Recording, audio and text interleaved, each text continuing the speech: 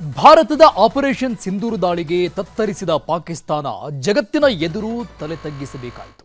ಭಾರತದಿಂದ ಆದ ಅವಮಾನಕ್ಕೆ ಸೇಡು ತೀರಿಸಿಕೊಳ್ಳಲು ಪಾಕಿಸ್ತಾನ ಈಗ ಬಾಂಗ್ಲಾದೇಶದ ಜನರನ್ನ ಎತ್ತಿ ಕಟ್ತಾ ಇದೆ. ಶೇಖ್ ಹಸೀನಾ ಹಸ್ತಾಂತರ ಮಾಡಬೇಕು ಅಂತ ಭಾರತದ ವಿರುದ್ಧ ದಂಗೆ ಎಬ್ಬಿಸಿದೆ. ಭಾರತದ ಗಡಿಗೂ ನುಸುಳುಕೋರರನ್ನ ನುಗ್ಗಿಸುವ ಕೆಲಸಕ್ಕೆ ಕೈ ಹಾಕಿದೆ. ಆದರೆ ಭಾರತೀಯ ಸೇನಾ ಪಡೆಗಳು ಗಡಿಯುದ್ಧಕ್ಕೂ ಹದ್ದಿನ ಕಣ್ಣಿಟ್ಟು ದುಷ್ಟರಿಗಾಗಿ ಹುಡುಕಾಟ ನಡೆಸ್ತಾ ಇದೆ.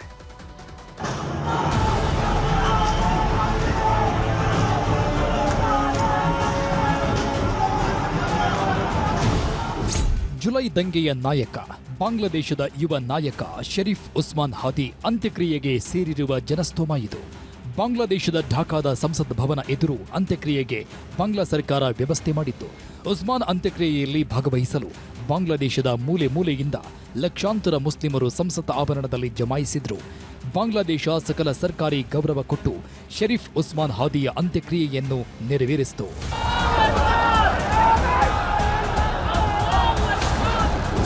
ಶರೀಫ್ ಉಸ್ಮಾನ್ ಹಾದಿ ಬಾಂಗ್ಲಾದೇಶದ ಪಾಲಿಗೆ ಯುವ ನಾಯಕ.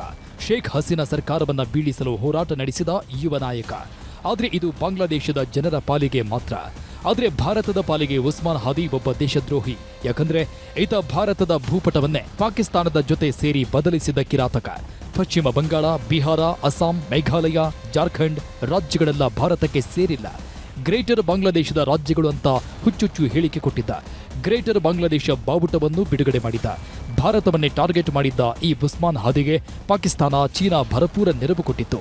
ಅದರಲ್ಲೂ ಪಾಕಿಸ್ತಾನ ಕಳೆದ 1 ವರ್ಷದಿಂದ ಬಾಂಗ್ಲಾದೇಶದಲ್ಲಿ ಇಸ್ಲಾಮಿಕ್ ಮೂಲಭೂತವಾದವನ್ನ ಭಿತ್ತಿ ಭಾರತದ ವಿರುದ್ಧ ಬಾಂಗ್ಲಾ ಜನರನ್ನ ಎತ್ತಿಕಟ್ಟುವ ಕೆಲಸ ಮಾಡ್ತಿದೆ. ಪ್ರಮುಖವಾಗಿ ಆಗಸ್ಟ್ 2024 ಯೂನುಸ್ ಮಧ್ಯಂತರ ಸರ್ಕಾರದ ಜೊತೆ ಪಾಕಿಸ್ತಾನ ಗೆಳೆತನ ಶುರುವಾಯಿತು. ಡಿಸೆಂಬರ್ 2024 ಪಾಕಿಸ್ತಾನ ಪ್ರಧಾನಿ ಶರೀಫ್ ಬಾಂಗ್ಲಾ ನಾಯಕ ಯೂನುಸ್ ಭೇಟಿಯಾಗಿದ್ರು. ಜುಲೈ 2025 ಶೇಖ್ ಹಸೀನಾ ವಿರುದ್ಧ ಮಹಾದಂಗೆಗೆ ಬೆಂಬಲ ಕೊಟ್ಟು ಸರ್ಕಾರ ಪತನಕ್ಕೆ ಕಾರಣವಾಯಿತು. ಬಾಂಗ್ಲಾದೇಶ ಪಾಕಿಸ್ತಾನ ಮಧ್ಯೆ ವೀಸಾ ಮುಕ್ತ ಪ್ರವೇಶ ಒಪ್ಪಂದ ಆಯಿತು.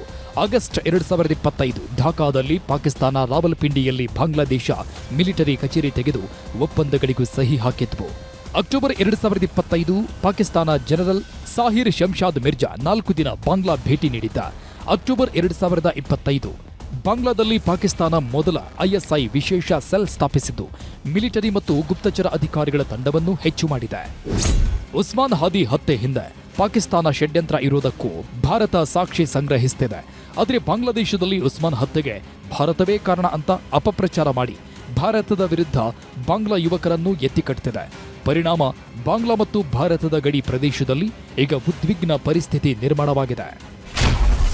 ಚೆಟ್ಟೋಗ್ರಾಮ್ನಲ್ಲಿರುವ ಚಂದ್ರನಾಥ ದೇವಸ್ಥಾನದ ಹೊರಗೆ ಧಾರ್ಮಿಕ ಘೋಷಣೆಗಳನ್ನು ಕೂಗುತ್ತಾ ಕೋಮುದ್ವೇಷವನ್ನು ಹರಡುವ ವ್ಯವಸ್ಥಿತ ಷಡ್ಯಂತ್ರ ನಡೆದಿದೆ. ಢಾಕಾದ ಪ್ರಮುಖ ಢಾಕೇಶ್ವರಿ ದೇವಸ್ಥಾನದ ಮೇಲೆ ದಾಳಿ ನಡೆಸಲು ಪ್ರಯತ್ನಿಸಿದ್ದು ಭದ್ರತೆ ನಿಯೋಜಿಸಲಾಗಿದೆ. ಢಾಕಾದ ಟೋಪ್ಖನಾ ರಸ್ತೆಯಲ್ಲಿರುವ ಶಿಲ್ಪಿ ಗೋಷ್ಠಿ ಸಾಂಸ್ಕೃತಿಕ ಕೇಂದ್ರವನ್ನ ಸುತ್ತುವರೆದಿದ್ದ ಪ್ರತಿಭಟನಾಕಾರರು ಕಟ್ಟಡವನ್ನು ಧ್ವಂಸಗೊಳಿಸಲು ವಿಫಲ ಯತ್ನ ನಡೆಸಿದ್ದಾರೆ.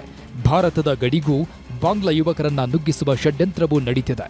ಒಂದು ರೀತಿ ಪಾಕಿಸ್ತಾನ ಕಾಶ್ಮೀರ ವಿಷಯದಲ್ಲಿ ಏನೆಲ್ಲ ಕ್ರೂರ ಕೃತ್ಯಗಳನ್ನ ಮಾಡಿತ್ತೋ ಅದೇ ಕೆಲಸಗಳನ್ನ ಈಗ ಬಾಂಗ್ಲಾ ಕೈಯಲ್ಲಿ ಮಾಡಿಸ್ತಾ ಇದೆ ಪಾಕಿಸ್ತಾನ.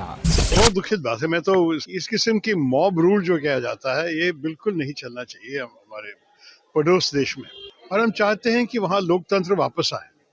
लेकिन इस हाल में जैसी चीजें चल रहे हैं ये बहुत चिंतित बात है. और भारत के लिए हम तो ऐसे संतुष्ट नहीं हो सकते. और हम उनसे संपर्क लेकर सरकार से कहना चाहेंगे कि इस किस्म की चीजें नहीं होना चाहिए. ಭಾರತದ ಮೇಲೆ ಬಾಂಗ್ಲಾ ಇಸ್ಲಾಮಿಕ್ ದಾಳಿ ನಡೆಸಲು ಸಂಚು ರೂಪಿಸಿವೆ.